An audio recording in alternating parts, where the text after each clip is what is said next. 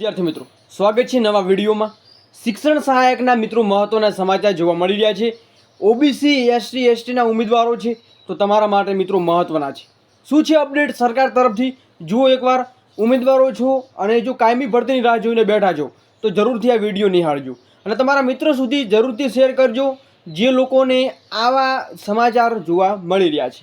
તો શું છે મહત્વની અપડેટ, આપણે વિગતવાર માહિતી મેળવીએ।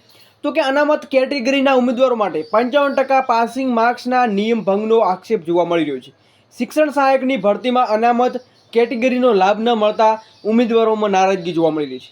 મિત્રો વાત કરીએ તો કે ઓબીસી એસસી એસટીને જે અનામત મળી રહ્યું છે એ અનામતમાં હવે ધીરે ધીરે છે એ કટઅપ જોવા મળી રહ્યું છે, એટલે કે કટિંગ જોવા મળી રહ્યું છે।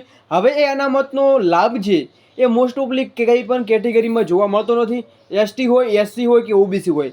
હવે મિત્રો મહત્વની બીજી શું અપડેટ છે તો કે માધ્યમિક અને ઉચ્ચતર માધ્યમિક શાળાઓમાં શિક્ષકોની ખાલી પડેલી જગ્યાઓમાં શિક્ષણ સહાયકની ભરતીની કામગીરી શરૂ કરવામાં આવી છે।